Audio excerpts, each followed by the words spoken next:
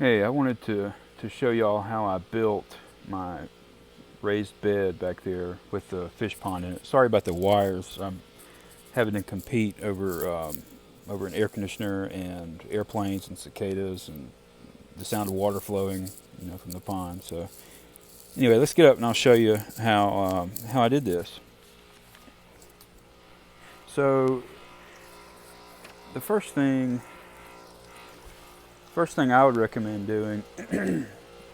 All right, so it's a big box, right? 2x4s, corrugated metal, and what you're doing is building 4 frames, side, both sides, and the end pieces. So I would recommend building each frame individually, like on an elevated surface workbench. I use plywood and sawhorses, and build it all together, assemble it all together on that, build it completely before you put it in place in the spot that you want it. Otherwise, it's just really hard. Like, for example, that's what I should have done, but what I did not do is I framed both sides, but then the end pieces, I just assembled them kind of on site in place, and that was just a real pain in the neck, so I wouldn't recommend that. Um, so after you build it completely, you're going to set it in place. You're going to level it off. So use a long level if you got one, or string level, something like that. And then to raise the corners, as you can see, I just put it on blocks, put it on pavers. Here's another one that I did not too long ago, and yeah, just build it up as high as you need to get it level. Um, and then after that, you're going to be filling it up with soil, dirt, so same thing, whatever. But also just yard debris. What I did was I had a bunch of azalea clippings from a job that instead of throwing them away, I bagged them and brought them home, and uh, the first half of this is filled and packed down with just a bunch of those plant clippings and some sticks, old rotten wood, things like that, and that'll keep you from having to buy all that dirt at one time, because that can get expensive if you're buying a lot of potting soil. So anyway, at the top half, I did use potting soil, a good quality potting soil. It doesn't have to be the most expensive thing, but just something that's going to be better than, uh, you know, undecomposed matter. So one thing I would recommend when you do assemble it, sorry, back to the assembly. When you do assemble it, you see how these pieces of corrugated metal, they're wavy, they're not straight. So when you put them together, there's going to be a pretty significant gap in certain places. What I would suggest is, and what I did not do, I should have lined the inside with foam board insulation, and that would have helped to protect. That would have helped alleviate this problem in the corners, but it would also have protected against the extreme temperature variations. It would help act as a buffer.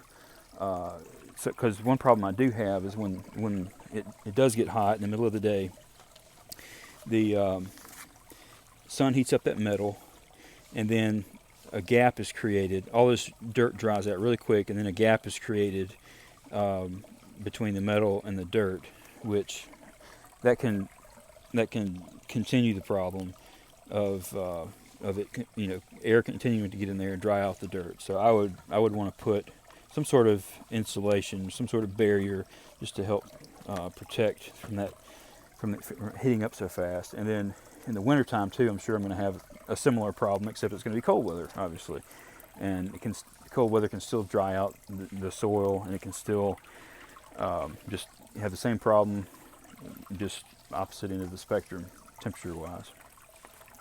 So, what else do I want to talk about? Level it off.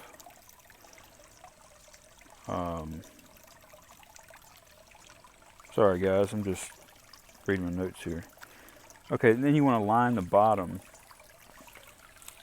Line the bottom with a weed fabric, or you can use sheet plastic. Just make sure you have holes punched in it to allow for water drainage. And then after that, you want to fill it up. Sorry, I didn't mention that earlier. After that, you want to fill it up with the dirt. So you know, you can build this as just a separate big planter by itself, but in my case, I built it around this stock tank, a little pond. I call it my pond, even though it's really small. But yeah, it's about a 100-gallon pond, and it's a Rubbermaid black plastic stock tank, just from Tractor Supply. And it was under $100. It was about 90 bucks, I think. But yeah, it's 100 gallons, and it's about 3 feet wide. I had to build the box a little bit wider because I didn't want it to be like this side's right up close to the edge, but then I wanted a little bit of a gap on the other side, because eventually I would like some stuff growing back there, whether it's more of the horsetail or, you know, irises, something to create more of a background. So I wish I would have built it. I could have built it not quite as wide, because now I have the problem of it being a little closer to the house than I want it to be. There's still enough of a gap, you know, but it's like whenever it comes time to paint or replace siding or anything like that, I got to figure that out when I get there. So I did build a second box over here, and I kind of learned from my mistake on the first one. There's a better gap back there, which I hope is enough to access the wall. So yeah, another thing I did not do is I did not stain, as you can see. Did not stain the wood.